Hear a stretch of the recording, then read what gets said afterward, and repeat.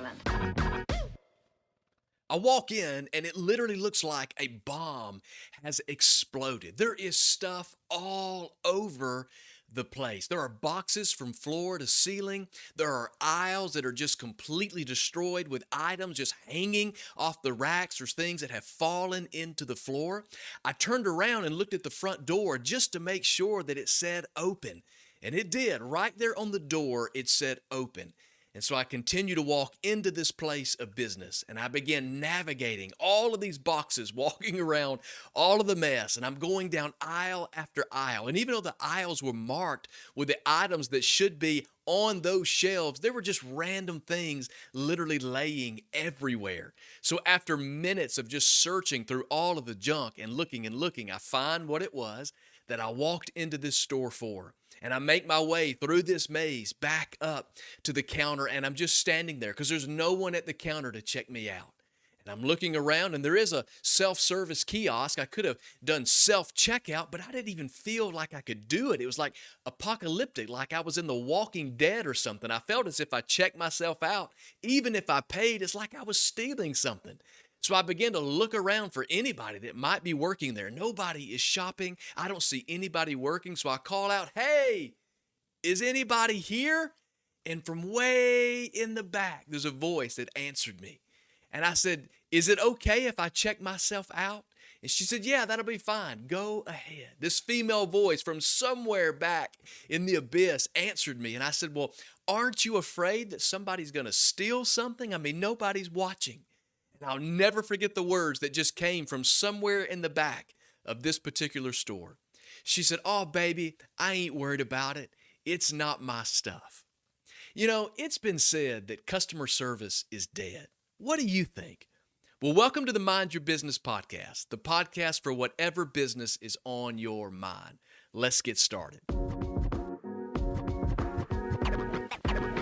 that's excellent.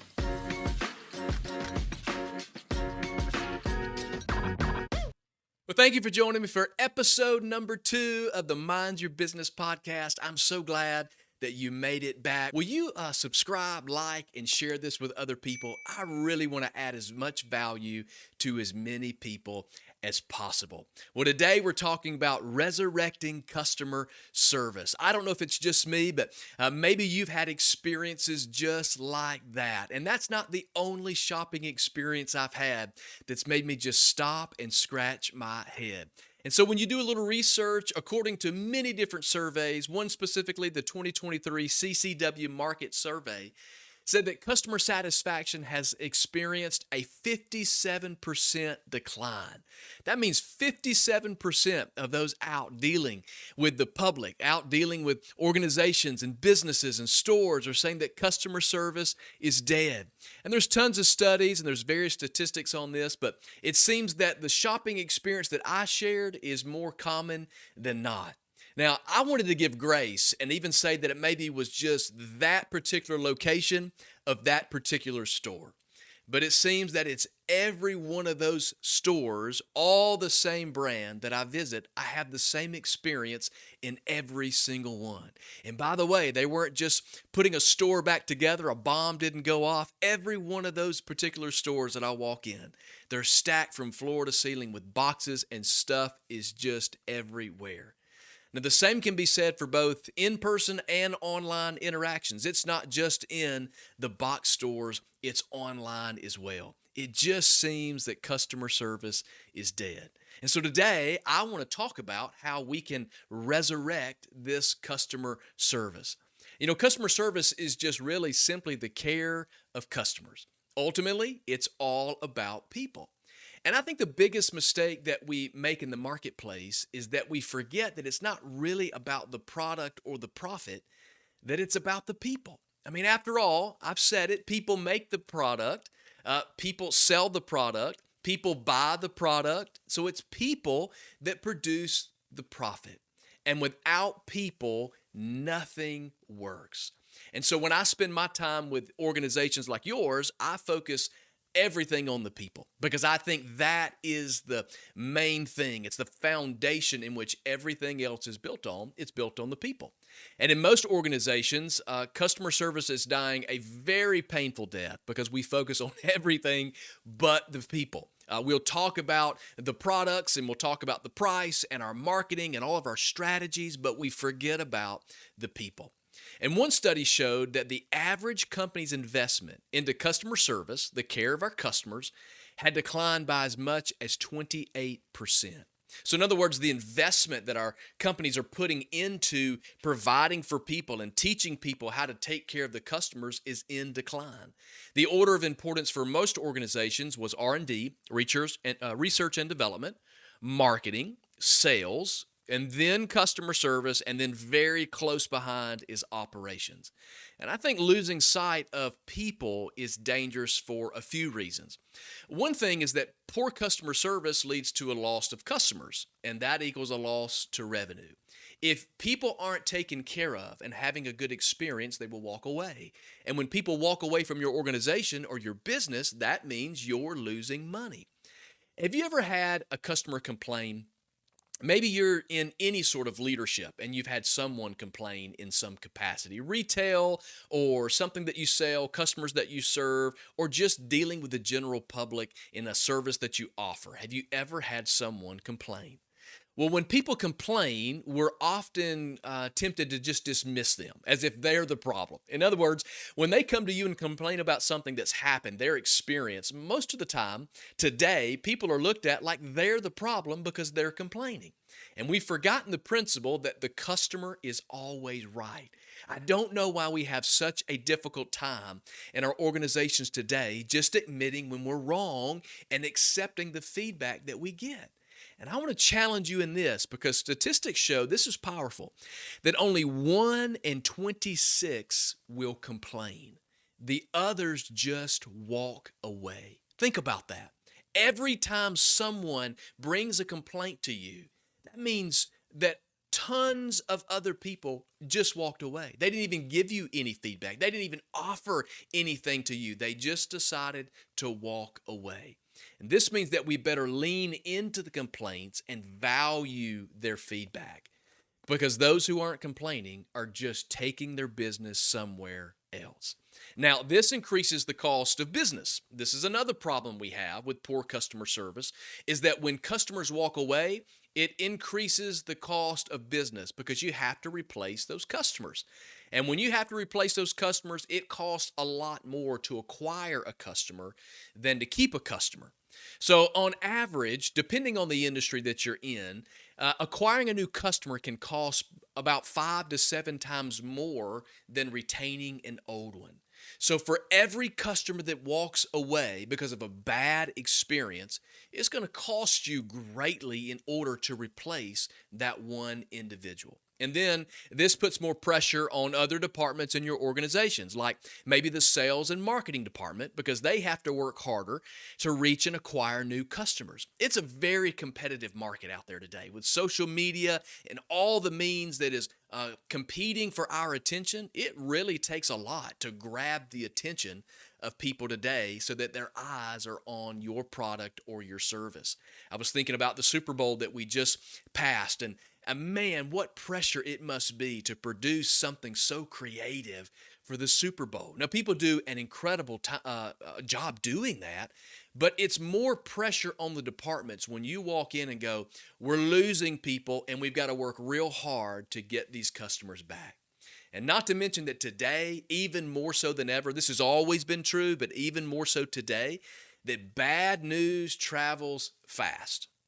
If you don't believe me, just take a look at the customer freak out TikToks and you'll see exactly what I'm talking about. You will see people losing their minds. And when people do that, it goes viral. In the social media world that we live in today, there are plenty of places for bad news to spread. And it spreads a lot faster than good news ever did. Now, you can choose to ignore the death of customer service, or you can work to resurrect it in your organization. After all, listen to this, 86% of people will pay more for a good experience. Think about that. 86% of people say they would pay more just to have a good experience. They'll pay more not to have to argue with someone. They'll pay more for someone who says the customer is always right. They'll pay more for someone that will go, we messed up. It's our problem. Let us make it right.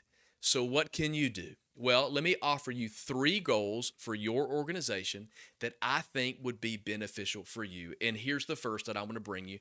I want to encourage you to be the source. So if you're writing this down, if you're setting goals, I want your organization to be the source. What is the source? The source is just simply where something can be obtained. Be the company that everyone wants to do business with. We all want to be the industry leader. I mean, if you're not in it to be the leader, if you're not in it to be number one, if you're not in it to be on top and the most profitable, then you're probably not competing very hard. But most of us enter the marketplace because we want to be number one, because we want to go after it, and we want to do it big, and we want to do it right.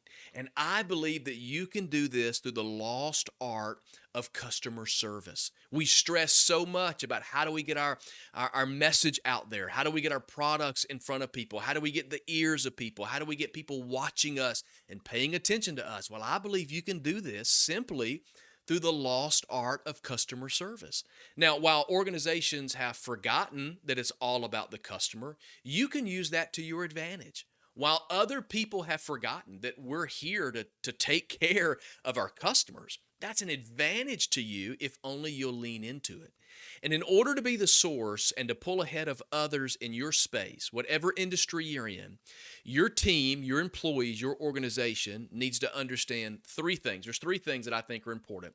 And first is they need to understand the purpose, the reason that they exist. Why are you there? So let me ask you this question. Could your team or your employees communicate the why your organization exists? In other words, they may know that you sell shoes, for example, but do they know why that you sell shoes? There are a lot of companies that sell shoes. I mean, there are a lot of different competitors in the same space for all of us. But what makes yours special? If you were to quiz your team on the mission or vision or the values of your organization, could they explain it to you? And if they could tell you, is it more than just verbiage that they have ingested? Is it something more than they just know, but is it something that they understand? I bet everyone in your organizations knows what they do, but do they know why that they do it?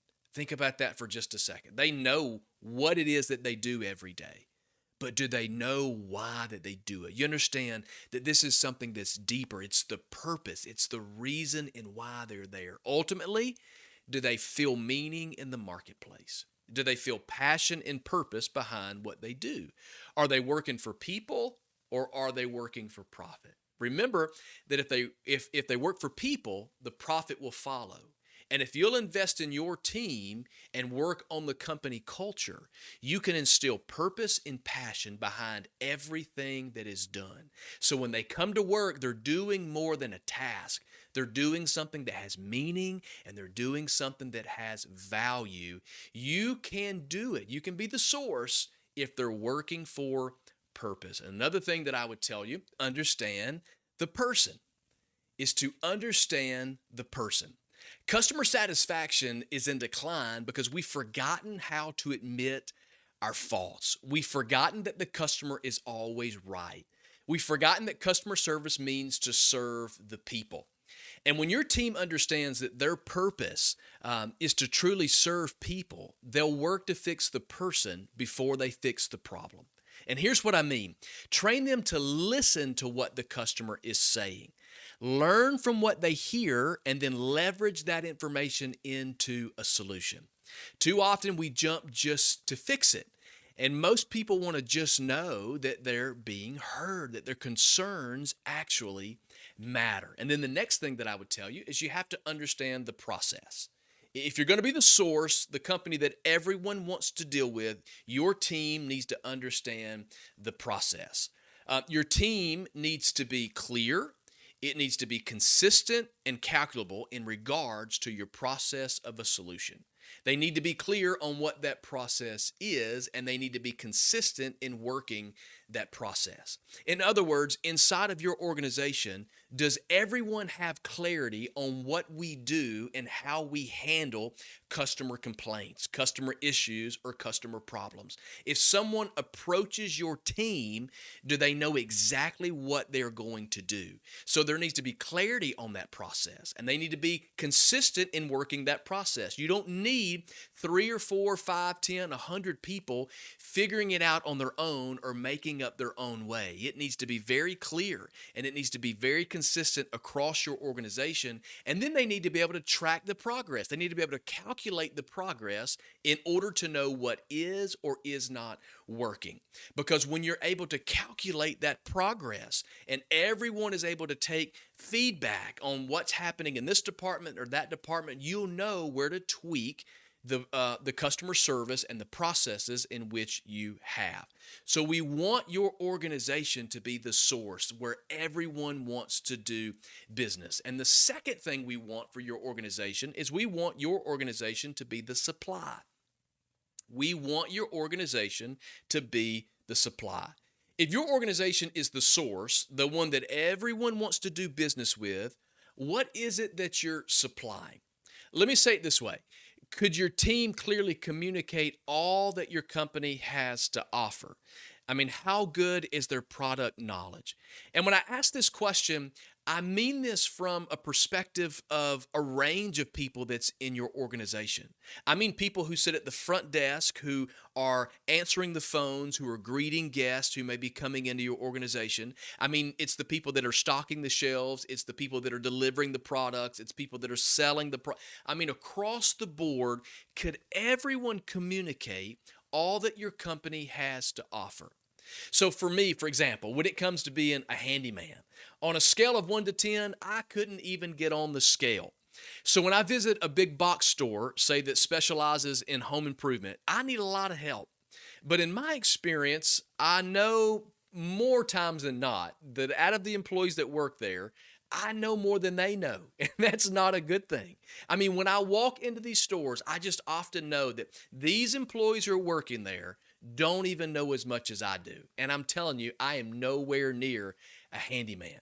Now, that's not the fault of the employee, because the employer hasn't invested training in making sure that the team members are equipped with the proper product knowledge. It's not the employees, they're not going to walk, they're only going to rise to the level in which you have brought them to. It's the old law of the lid from John Maxwell, that if the lid is here, they're only going to go as far as the lid will allow them to be. And so you have to make sure that everyone in your organization has clarity on the product that you are offering. So when your organization is the source and everyone is coming to you, your team needs to have excellent product knowledge. If you're an appliance company, your team needs to be able to answer these questions. What value do we bring to the consumer? What value is it that our organization, as an appliance company, what are we bringing to the customer? And why should the customer choose us over the competition? Do they have an elevator pitch? In other words, there are a lot of different companies who do what you do, but why should the customer choose your organization over the competition? And what are the functions of the products that we sell? The product knowledge. Your team should be able to communicate this clearly, confidently, and with care.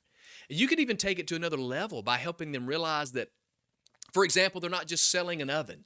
You're providing a life-changing resource to a family, one that will prepare the meals that will be had around a family dinner table while there are discussions about their day.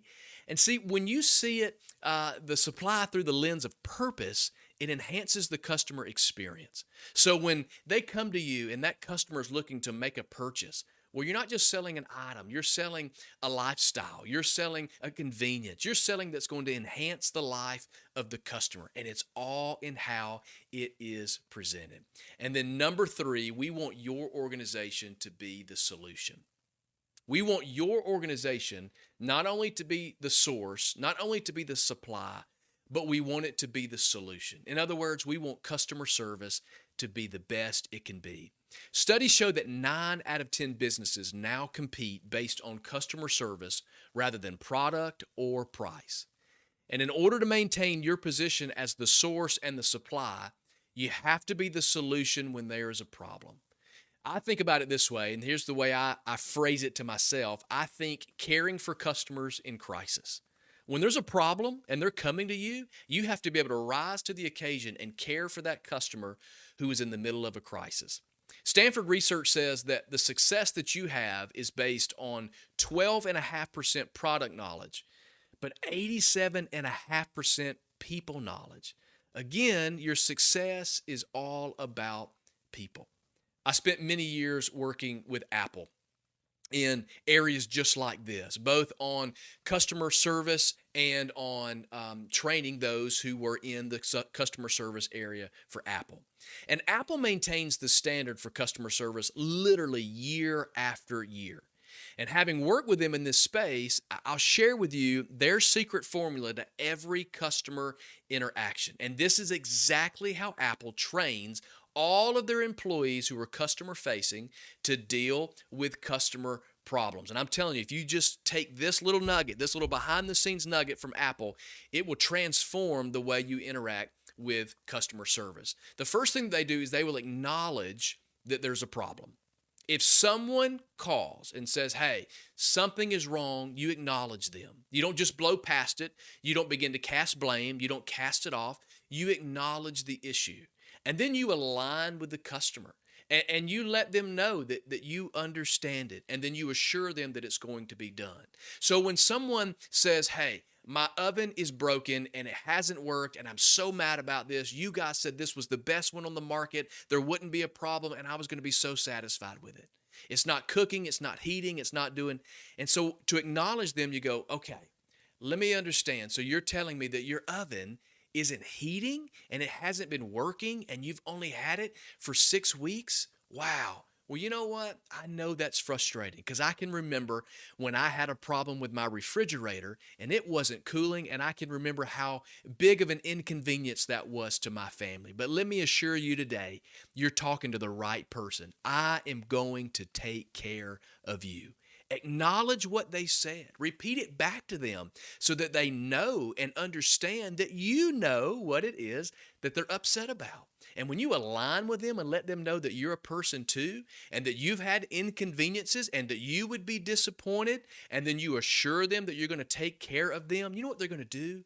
They're going to breathe. Wow. Okay, I'm so glad that I called. I'm so glad that I came by the store today. I'm so glad that I came to the office, and I'm so glad that this organization is going to do what they said they would do and take care of me.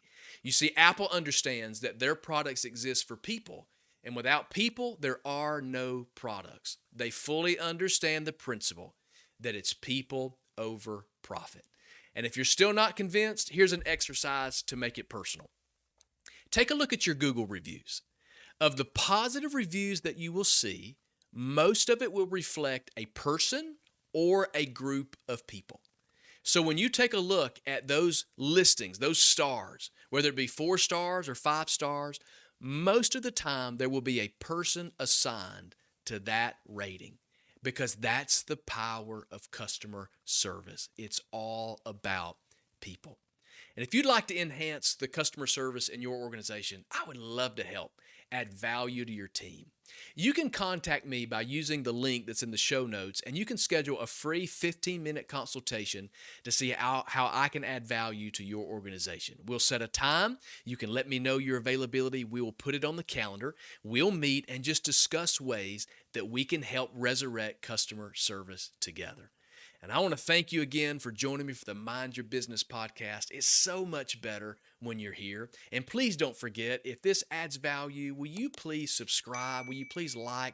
And will you please share this with everybody so that we can make a difference together? Well, again, I'm so glad that you are part of the Mind Your Business podcast today, talking about whatever business is on your mind. We'll see you next time.